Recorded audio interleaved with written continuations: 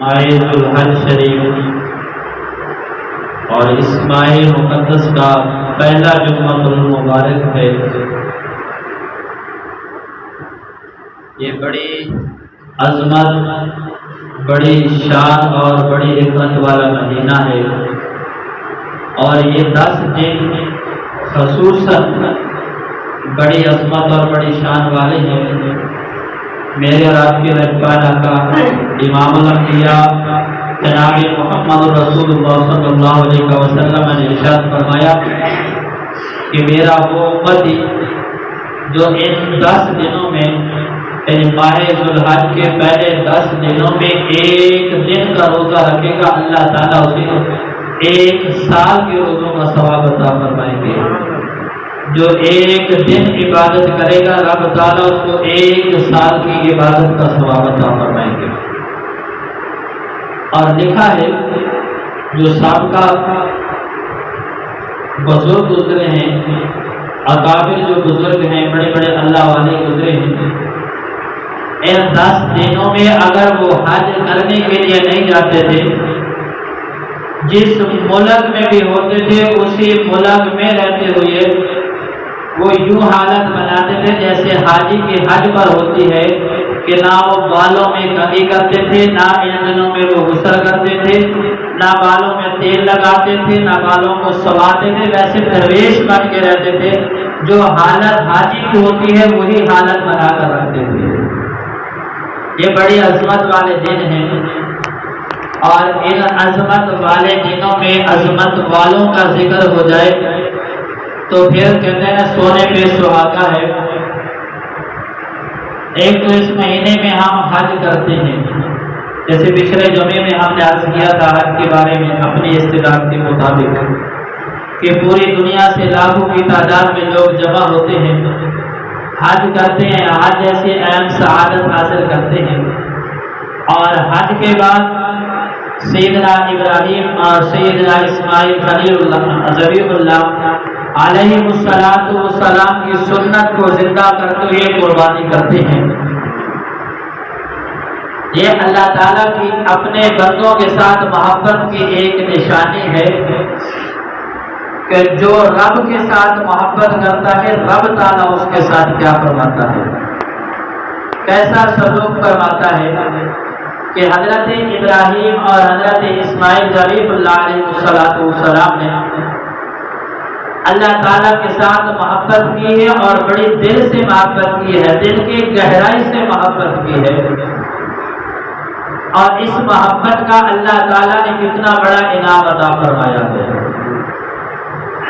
اور جو اللہ سے محبت کرتا ہے اللہ تعالیٰ بطور نمونہ چند انعامات دنیا میں عطا فرما دیتے ہیں۔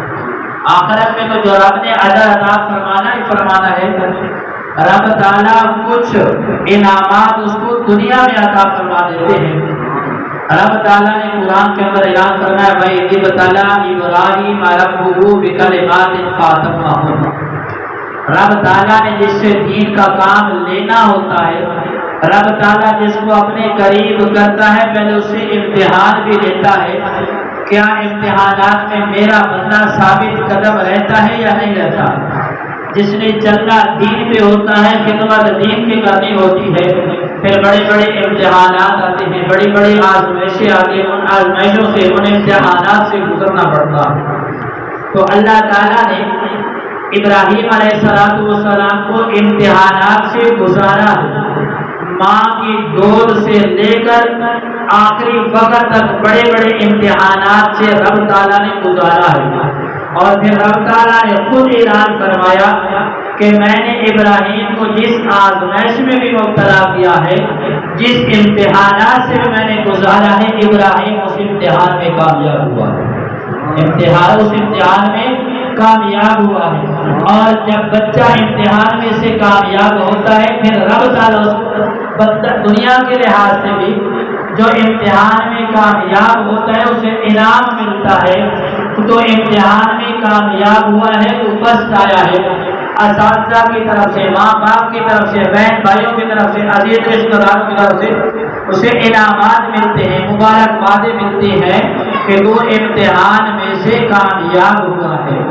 اب جس سے رب امتحان لے، رب کے امتحان سے جو کامیاب ہوئے اسے رب کی طرف سے بھی انعام ملتا ہے، فرشتوں کی طرف سے بھی انعام ملتا ہے، اور رب کے محبوب بندوں کی طرف سے بھی اسے انعام ملتا ہے۔ رب تعالیٰ فرماتا ہے کہ ہم نے ابراہیم سے امتحان لیا، ابراہیم کو آزمایا ہے، بڑے سخت سخت امتحان لیے، ماں کی گود سے امتحان شروع ہوا ہے۔ ابراہیم اس دنیا میں نہیں آیا السلام کہ امتحانات کا سلسلہ پہلے شروع ہوا۔ میں مختصر عرض کروں گا۔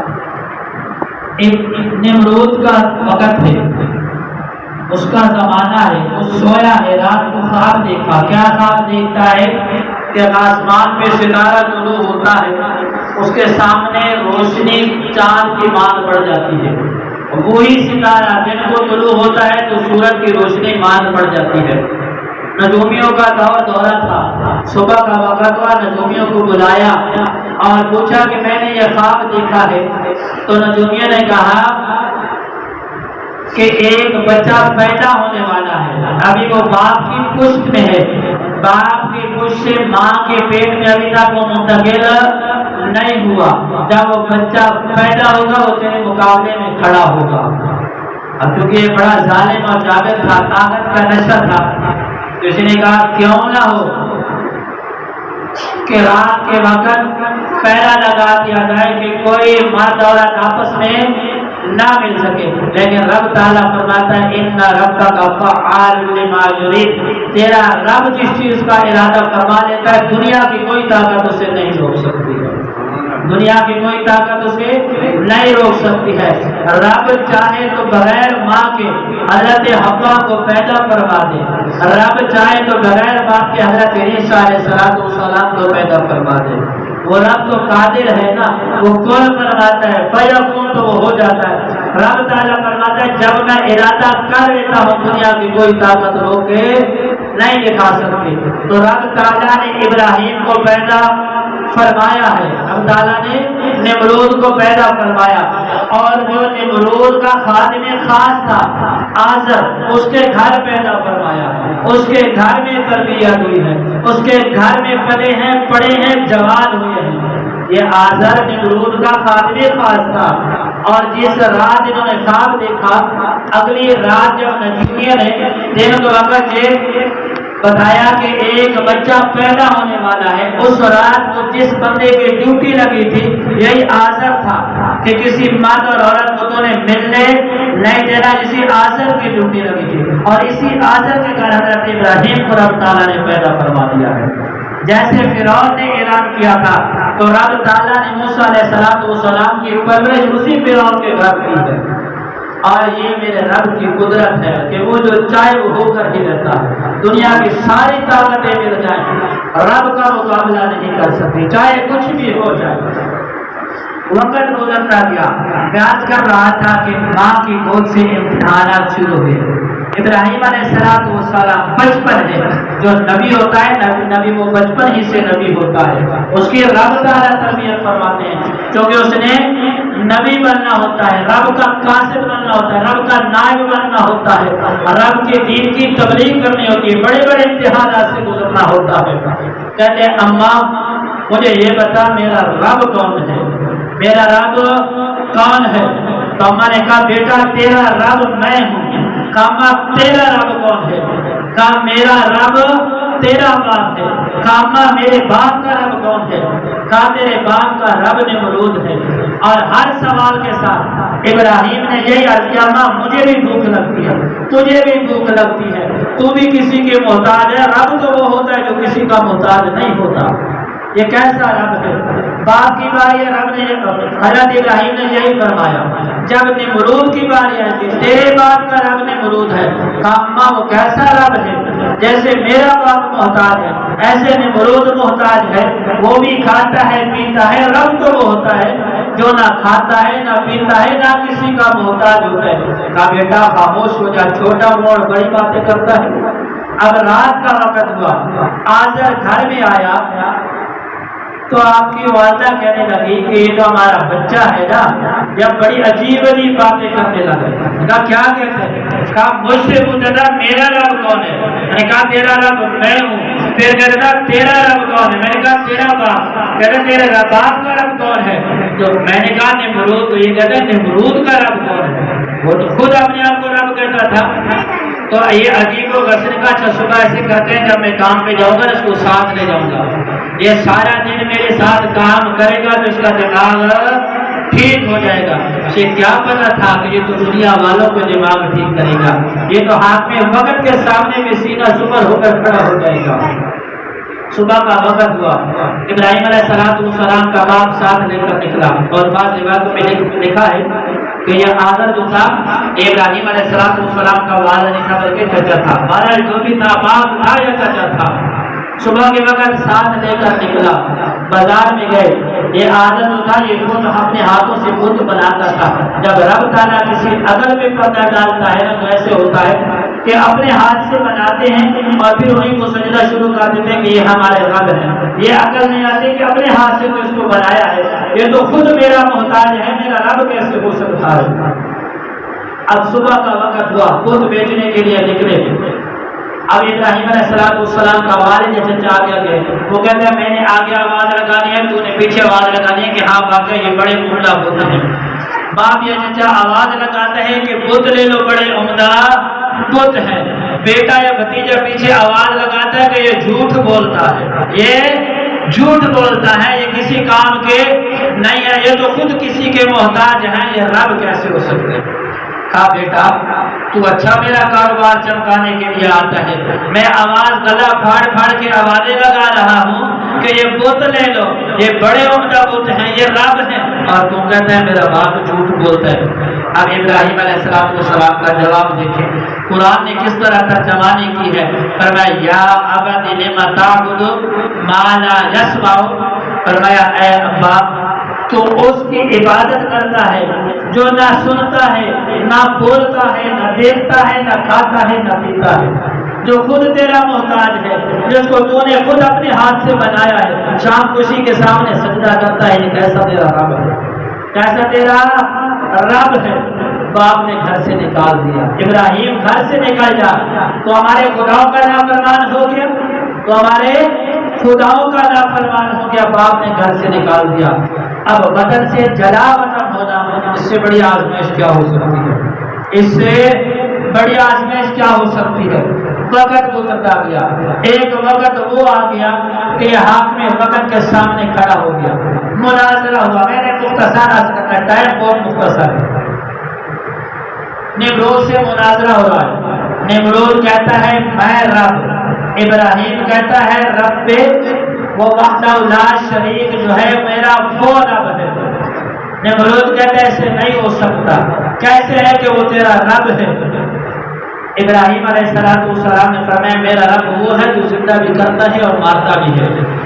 جب عقل میں پردہ ہوتا ہے نا بندے کو بات سمجھ میں نہیں آتی، اس نے کہا میں بھی کر سکتا ہوں، دو قیدیوں کو بلایا، جس کو سزائے موت نہیں تو اس کو مار دیا، جس کو سزائے موت تھی اس کو چھوڑ دیا، یہ تو میں کر سکتا ہوں۔ ابراہیم علیہ السلام نے ایسے سمجھ میں آنے والی بات نہیں، عقل میں فرمایا یاتی بالشمس من المشرق فاتی بہا من المغرب، میرا رب وہ ہے جو سورج کو مشرق سے نکالتا ہے۔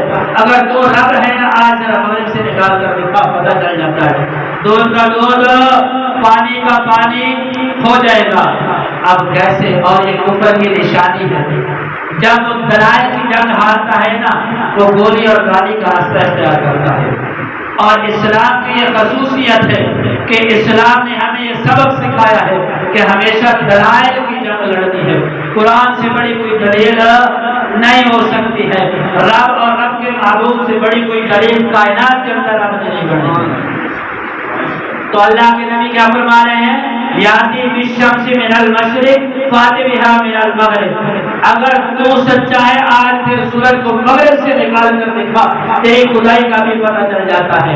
فَبُهِتَ الَّذِي كَفَرَ، قرآن کہتا ہے کہ وہ اپنے ہوش و حواس کھو بیٹھا، ہوش و حواس کھو بیٹھا، اور حکم کیا دیا کہ یہ نافرمان ہے اس کو آگ میں ڈال دو، یہ نافرمان ہے کیا اگر اس کو آگ میں ڈال دو. آگ کو دہکایا گیا, آگ کو دہکایا گیا.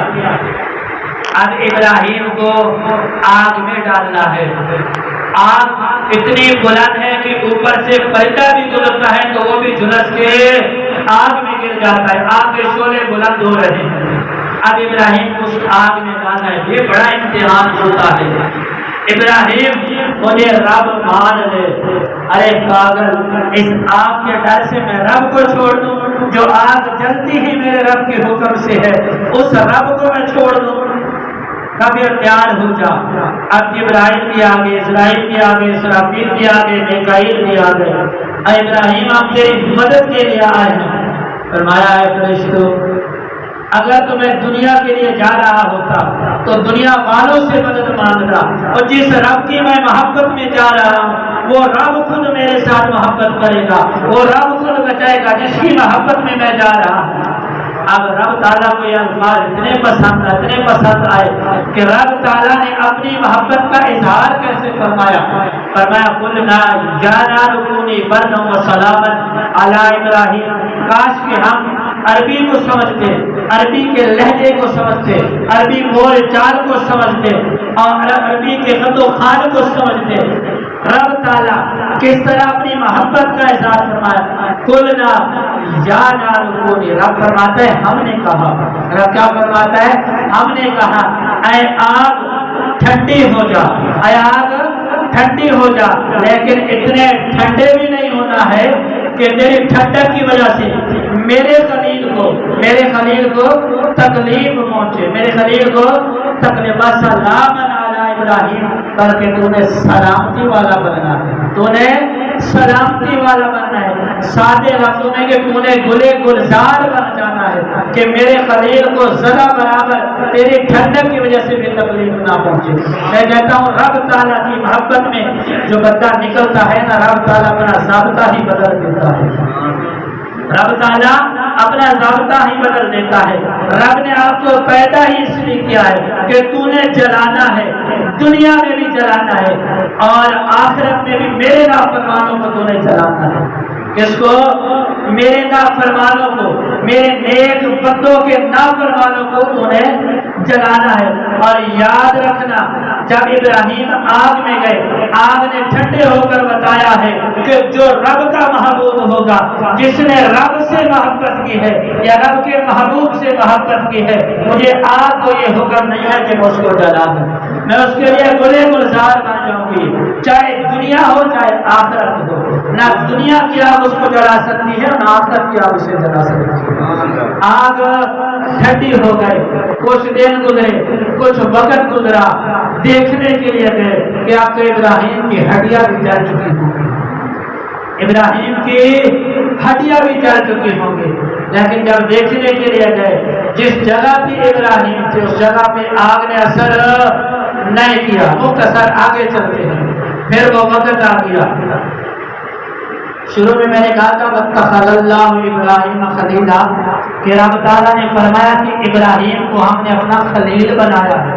اور خلیل کا معنی ہوتا ہے دوست, اور پنجابی میں ہم کہتے ہیں جگری یار. جگری یار جس کو ہم اپنے راز و نیاز کی باتیں بھی بتاتے ہیں. پتہ ہوتا ہے کہ یہ راز کو فاش نہیں کرے گا.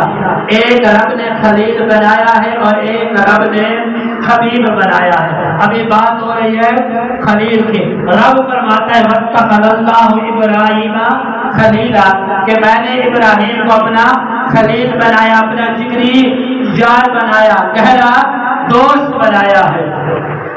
اب نمرود کے سامنے کھڑے ہیں. نمرود نے کہا اچھا مقابلے کے لیے آجا, میں اپنی طاقت دکھاتا ہوں اور تو اپنے رب کو میں اپنی طاقت دکھاتا. بیوقوف تھا نا.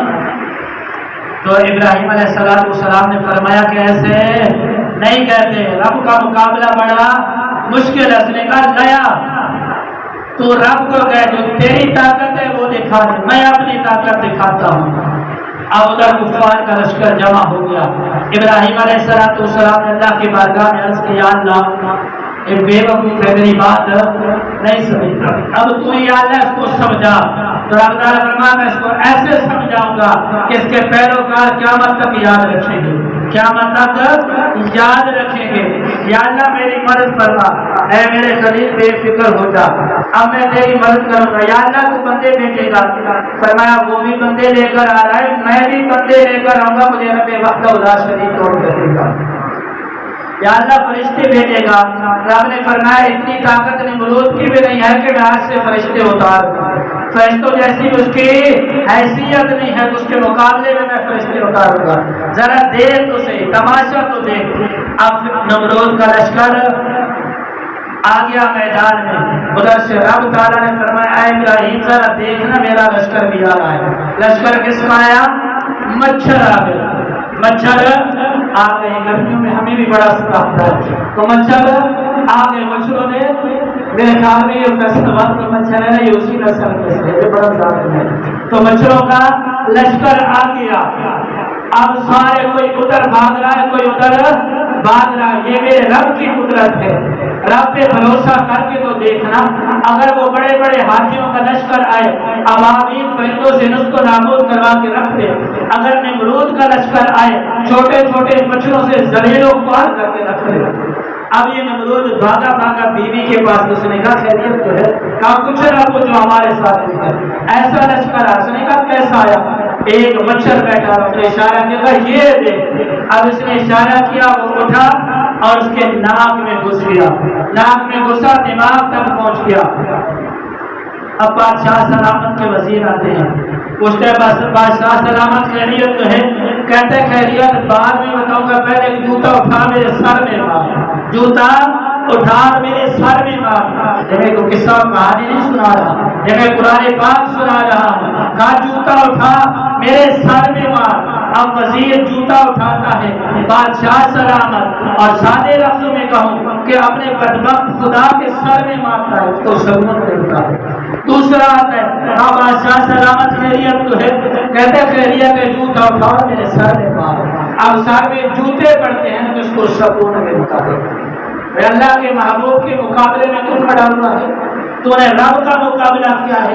ایک مچھر کا مقابلہ نہیں کر سکتا جو چند لمحے پہلے تخت شاہی پر بیٹھا ہوا تھا، کہتا تھا سب سے بڑا رب ہی میں ہوں، کائنات کے اندر میرا مقابلہ کرنے والا کوئی نہیں۔ اب ایک لڑے مچھر سے وہ ذلیل و خوار ہو رہا، وہی وزیر اس کے جو اس کا ایک حکم ماننے کے لیے ہر وقت کھڑے ہوتے تھے، اب وہی وزیر جوتے اٹھا کر اس کے سر میں مار رہے ہیں۔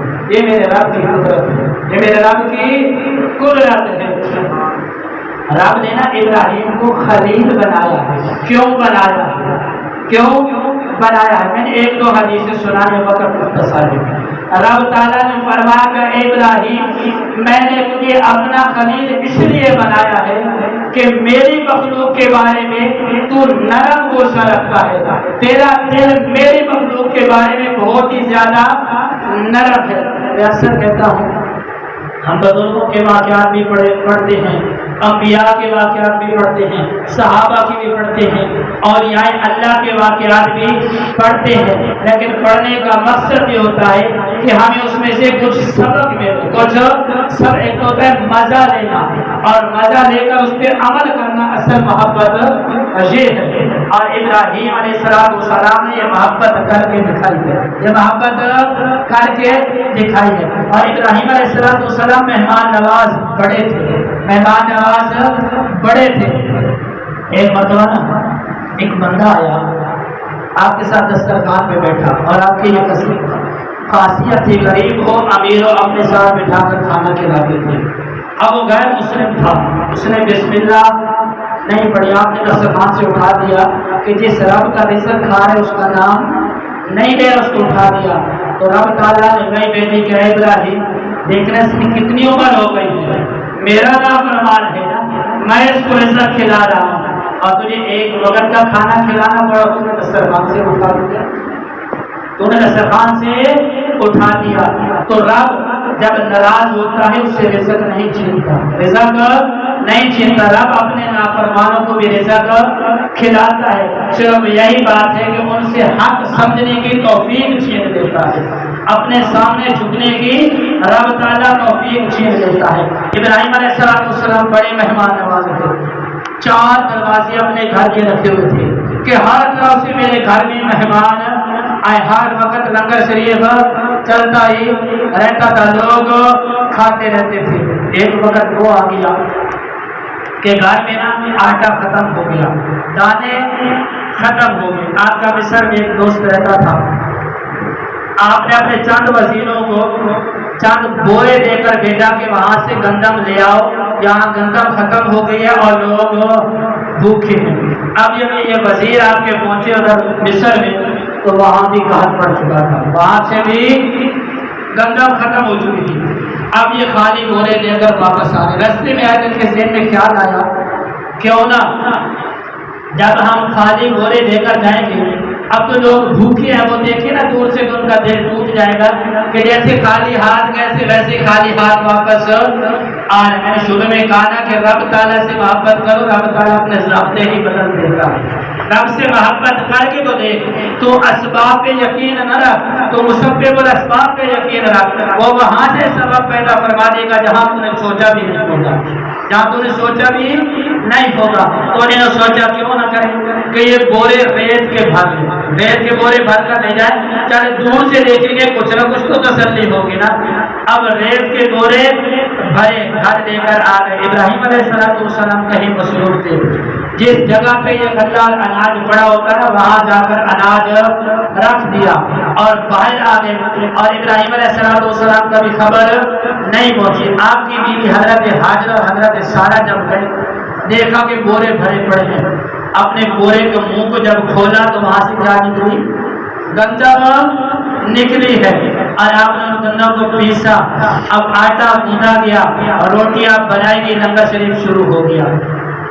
اب حضرت سارہ اور حضرت ہاجرہ نے نا تھوڑی سی گندم مٹھی ملی اور ابراہیم کے بعد علیہ السلام کے پاس لے گئی، کہا ابراہیم آپ کا جو مصر والا یار ہے نا، اس مرتبہ جو اس نے گندم بھیجی ایسی عجیب گندم ہے کہ ہم نے زندگی میں ایسی گندم نہیں دیکھی، اس کا عجیب ذائقہ ہے، عجیب رنگ ہے، عجیب ٹیسٹ ہے کہ ہم نے زندگی میں ایسی گندم نہیں دیکھی، ایسا مزہ نہیں دیکھا۔ ابراہیم نے فرمایا کہ یہ مصر والے یار نے نہیں بھیجے، یہ تو عرش والے یار نے بھیجی ہے، یہ تو عرش والے یار نے بھیجی ہے۔ اس رب پہ یقین کر کے تو دیکھنا، وہ رب ریت کو گندم میں بدل دے گا، وہ آپ کو گلے گلزار بنا دے گا، اس رب پہ یقین کر کے تو دیکھو۔ ہم جاتے ہیں نا بزرگوں کے پاس، اگر وہ ہمیں کوئی وظیفہ بتا دیں یا قرآن کی ہم کوئی آیت پڑھ لیں تو وہ ہم پڑھتے ہیں نا، وظیفہ کرتے ہیں تو وہ بھی ہم آزمانے کے لیے کرتے ہیں کہ دیکھو کر کے دیکھتے تو صحیح ہوتا ہے یا نہیں ہوتا۔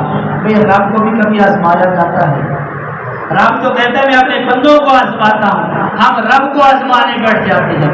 بھائی یقین سے تو کر کہ رب کا حکم ہے، یہ ہو کر ہی رہے گا، یہ ہو کر ہی رہے گا۔ تو ایسا کامل یقین بنا کر تو کر کو صحیح، رب تعالیٰ کہ پتھر کو کیا سونا بنا دے گا، وہ کامل ذات ہے اور قدرت کامل ہے، رب تعالیٰ کی قدرت کامل ہے، وہ جو چاہے ہو سکتا ہے، کوئی روکنے والا نہیں ہے۔ تو کامل یقین کے ساتھ کر کر دیکھ تو صحیح، کامل یقین کے ساتھ تو رب تعالیٰ کے قرآن کو پڑھ کے اس کے اوپر عمل کر کے دیکھ تو صحیح۔ تو حضور کے فرمان پہ عمل کر۔ ایک صحابیہ یا رسول اللہ حالات بڑے تنگ ہیں، حالات بڑے تنگ ہیں، کیا کیا جائے، رزق تنگ ہو گیا۔ فرمایا صبح نماز فجر کے وقت سنتیں پڑھنے کے بعد فرضوں سے پہلے آپ نے 100 مرتبہ پڑھنا ہے، سبحان اللہ و بحمدہ، سبحان اللہ العظیم و بحمدہ استغفر اللہ۔ کتنی مرتبہ پڑھنا ہے؟ 100 مرتبہ۔ فجر کی سنتیں پڑھنے کے بعد فرضوں سے پہلے اب صحابی چلے گئے، ایک ہفتہ پڑھنے کے بعد واپس آئے، یا رسول اللہ، اللہ نے اتنا مال دے دیا، اتنا مال دے دیا کہ گھر میں رکھنے کے لیے جگہ ہی نہیں، سبحان اللہ، گھر میں رکھنے کے لیے جگہ ہی نہیں ہے۔ ان کا یقین کامل تھا کہ حضور کی زبان سے جو الفاظ نکل گئے وہ حق ہے اور سچ ہے، یہ ہو کر ہی رہے گا، جو رب تعالیٰ نے قرآن میں فرما دیا وہ حق ہے اور سچ ہے۔ آخری حدیث ابراہیم کو اللہ نے کیا بنایا؟ واتخذ اللہ ابراہیم خلیلا، کہ اللہ نے اپنا خلیل بنایا، اپنا دوست بنایا ہے، اپنا رفیق بنایا ہے، جگری یار بنایا، گہرا دوست بنایا ہے۔ کہتے ہیں نا تالی دو ہاتھ سے بجتی، ہماری پنجابی کی مثال ہے نا کہ ہاتھ تالی دو ہاتھوں سے بجتی ہے۔ فرشتے رب تعالیٰ کے پاس عرض کرنے لگے کہ یا اللہ، ابراہیم کو ایسے تیرے ساتھ محبت نہیں ہے، تو نے مال ہی اتنا ابراہیم کو دے دیا ہے، اس لیے ابراہیم تیرے ساتھ محبت کرتا ہے۔ رب تعالیٰ نے فرمایا کہ میرے فرشتے ایسے نہیں ہے، میرا خلیل میرے ساتھ دل سے محبت کرتا ہے۔ فرشتے نے عرض کیا اللہ میں آسمان ہوں، رب تعالیٰ میں کہتا رب تعالیٰ نے فرمایا کہ میرے فرشتے تو کیا آزمائے گا، اور میں نے تو آگ میں پھینک کر آزمایا ہے، تو کیا آزمائے گا، اور میں نے تو اپنے ابراہیم سے اپنے بیٹے کے گلے پہ چھری چلوا کر آزمایا ہے، تو کیا آزمائے گا۔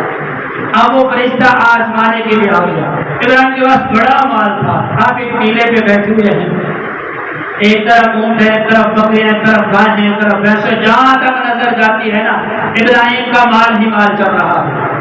اب وہ فرشتہ آیا، ایک درخت میں بیٹھ گیا، تو سبحان اللہ والحمدللہ ولا الہ الا اللہ واللہ اکبر ایک بار پڑھا، دو بار پڑھا، تین بار پڑھا۔ اب جب مطلب ایک جنگل میں بیٹھا ہو نا، سناٹا ہوتا ہے، کہیں سے آواز کان میں پڑی کہ میرے محبوب کا کوئی نام لے رہا ہے۔ جب نہ محبوب کا نام کان میں پڑتا ہے نا تو بندے کی عجیب سی کیفیت ہوتی ہے۔ ایسے ہوتا ہے نا یا نہیں ہوتا؟ آپ شریف آدمی، آپ میں سے کسی نے محبت کی نہیں، ایسے ہے نا ماشاءاللہ آپ بڑے شریف آدمی۔ جب بندہ محبت کرتا ہے نا کسی کے ساتھ، جو محبوب ہوتا ہے، محبوب کا جو نام جب بندے کے کان میں پڑتا ہے نا تو عجیب سی کیفیت ہوتی ہے، مزہ آتا ہے، مزہ آتا ہے، دل کو ٹھنڈ پڑتی ہے، سکون ملتا ہے، ایسے ہوتا ہے نا بھائی۔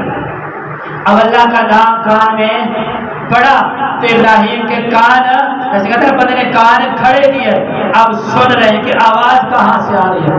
اچانک ہی وہ فرشتہ ایک بندے کی شکل میں ابراہیم کے سامنے آ گیا۔ تو ابراہیم علیہ السلام نے فرمایا کہ اے بندے تو کیا پڑھ رہا تھا، ذرا پڑھ کے سنا نا۔ کہا ایسے نہیں سناؤں گا، پیسے لوں گا، ایسے نہیں سناؤں گا، پیسے لوں گا۔ ہم جاتے ہیں نا مولوی کے پاس ٹائم لینے کے لیے کہ ہم نے محفل کروانی ہے، فلانا خان صاحب تو کیا کہتے ہیں کہ بھائی اتنے پیسے اکاؤنٹ میں بھیجو، پھر نعت پڑھوں گا۔ ہمارے جیسے ہے جو فری میں سناتے ہیں ان کو سنتا بھی کوئی نہیں ہے، ان کو کوئی نہیں سنتا۔ اب وہ کیا کہتے ہیں اتنے پیسے میں لوں گا، لیکن ایڈوانس میں وہ میرے اکاؤنٹ میں آپ بھیج دیں گے تو ڈیٹ طے ہو جائے گی۔ اب فرشتے نے کیا کہا کہ فری میں نہیں سناؤں گا، پیسے لوں گا پھر سناؤں گا۔ کہا کتنے پیسے لو گے بتاؤ؟ کہا یہ جو بکریاں نے یہ ساری دے دو تب سناؤں گا۔ کہا بس بس، کہا بس۔ اب انہوں نے فرمایا کہ بکریاں آپ کی، اور اس نے بڑا سبحان اللہ والحمدللہ ولا الہ الا اللہ واللہ اکبر یاد رکھنا۔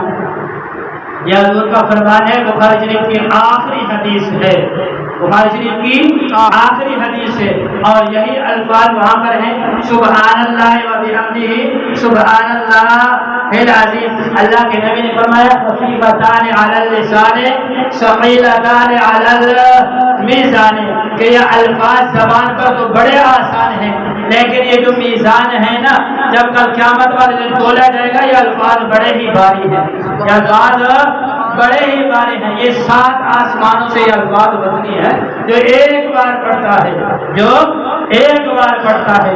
اب وہ فرشتہ کیا کہے گا سبحان اللہ والحمدللہ ولا الہ الا اللہ واللہ اکبر، ایک بار پڑھا، دو بار پڑھا، 3 بار پڑھا۔ جب خاموش ہوا نا تو ابراہیم علیہ السلام نے فرمایا بڑا ہی مزہ آیا یار، ایک بار پھر گئے۔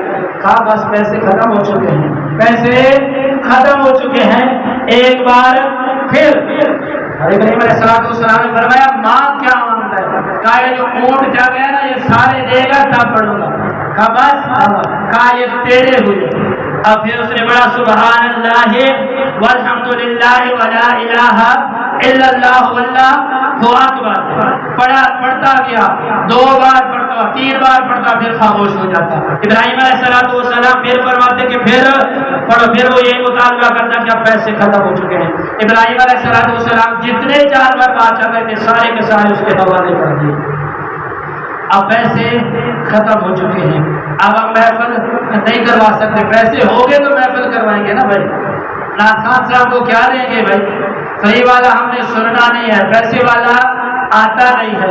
اب ابراہیم علیہ السلام نے پھر فرمایا کہ پھر پڑھو، پھر پڑھو۔ انہوں نے کہا ایسے تو نہیں پڑھوں گا، پیسے دوں گا۔ آپ نے فرمایا پیسے تو ہے نہیں، کہا ایسے میں پڑھتا ہی ہوں۔ کہا اچھا ایسے کرتے ہیں کہ اتنے جانور میں نے تجھے دینی ہے، ان کو چرانے کے لیے آپ کو ایک خادم کی بھی تو ضرورت ہوگی نا، مجھے خادم رکھ لے، ان جانوروں کو میں چرایا کروں گا، ان کے چروانے کے بدلے اللہ کا نام لے دے، اللہ کا نام لے دے۔ یہ تھی ابراہیم کو اللہ تعالیٰ کے ساتھ محبت اور دل سے محبت تھی، تو اللہ تعالیٰ نے انعام پھر کتنا عطا فرمایا۔ اے ابراہیم قیامت تک آنے والے لوگ تیرے نام کا ڈنکا بجاتے رہیں گے، اس وقت تک نماز مکمل نہیں ہونے دوں گا جب تک تیرے اوپر درود نہ پڑیں گے، تیری آل پر نہ پڑیں گے، اور تیری آل سے پیدا ہونے والے آخر زبان نبی پر درود نہ پڑیں گے، تب تک میں نماز مکمل نہیں ہونے دوں گا۔ اور پھر قیامت تک جو تو نے کام کیا ہے نا، قیامت تک آنے والے ایک ایک میرا محبوب بندہ تیری سنت پہ عمل کرے گا۔ ایسے ہو رہا ہے کہ نہیں ہو رہا ہے؟ یہ اس محبت کا نتیجہ ہے جو رب نے فرمایا تھا وَاتَّخَذَ اللَّهُ إِبْرَاهِيمَ خَلِيلًا۔ میرے خیال میں وقت اوپر ہو گیا، 2 دن باقی ہے، اس کے بعد ہم کیا کریں گے؟ قربانی کریں گے۔ اب اسے کیا کہتے ہیں؟ قربانی والی عید الاضحیٰ، قربانی والی عید۔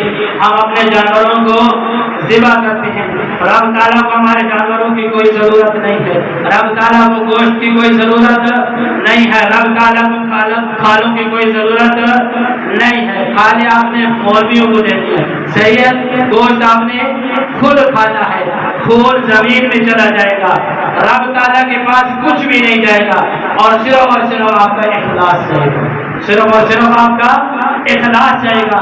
اب میں اکثر کہتا ہوں کہ عبادت وہ ہے جو محبت سے کی جائے، عبادت وہ ہے جو محبت سے کی جائے، اور رب تعالیٰ نے قرآن کے اندر اعلان فرمایا لَن تَنَالُوا الْبِرَّ حَتَّىٰ تُنْفِقُوا مِمَّا تُحِبُّونَ، فرمایا میرے راستے میں وہ چیز قربان کرنی ہے، وہ خرچ کرنی ہے جو تمہیں سب سے زیادہ محبوب ہو۔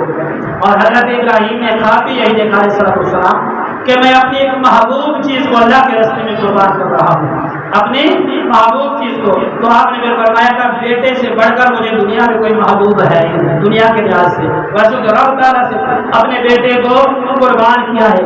ہم نے جو اللہ کے راستے میں قربان کرنا ہے نا، وہ جو سب سے اچھا جانور ہو اپنی حیثیت کے مطابق، اپنی لا یکلف اللہ نفسا الا وسعها، رب تعالیٰ قرآن میں فرماتا ہے کہ میں کسی بندے کو اس کی طاقت سے زیادہ کسی چیز کا حکم نہیں دیتا، اپنی طاقت کے مطابق جو سب سے اچھا لگے وہ جانور۔ ہم گاؤں میں رہنے والے لوگ ہیں، پتہ کیا کرتے ہیں؟ میں کہہ رہا تھا جو گھر میں اچھا جانور ہوتا ہے نا، اس کو بیچ دیتے ہیں، اس کو کیا کرتے ہیں؟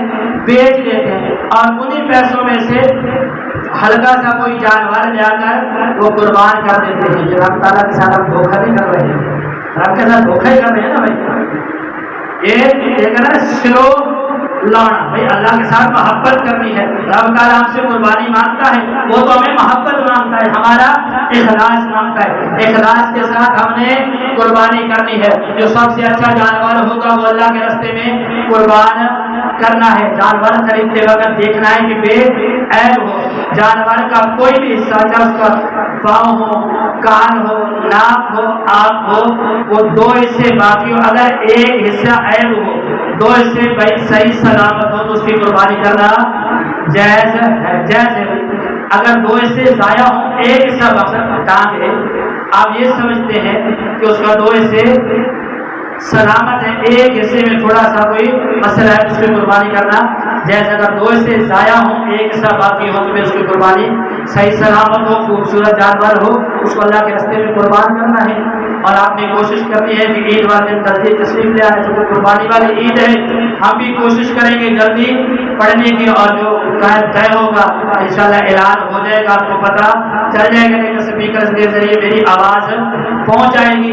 عید والا دن ہے، آپ جلدی تشریف لائیں گے، انشاءاللہ ہم جلدی پڑھنے کی کوشش کریں گے۔ باقی قربانی کے کچھ مسائل ہیں، وہ قربانی کے وقت انشاءاللہ میں آپ کو بتا دوں گا۔ دعا ہے جو کچھ پڑھا ہے سنا ہے، اللہ تعالیٰ کی توفیق عطا فرمائے۔ آخر میں ایک بات میں نے انتظامیہ سے نہیں پوچھا، میں اپنی طرف سے کہہ دیتا ہوں، ہم باہر نماز پڑھتے ہیں تو اکثر دوست کہتے ہیں کہ نماز پڑھتے وقت گھٹنوں کو تکلیف ہوتی ہے، وہ جو صفحے ہوتی ہے نا وہ پلاسٹک والے جن کے نیچے وہ فوم لگا ہوتا ہے، اگر کوئی دوست محبت سے وہ لے کر دینا چاہے کہ نمازی نماز پڑھیں گے، رب کو سجدہ کریں گے، آپ کو یہ دعائیں کریں گے۔ اکثر نماز پڑھنے والے بزرگ ہوتے ہیں، نوجوان عید پڑھتے ہیں یا جمعہ پڑھتے ہیں، وہ مشکل ہی مسجد میں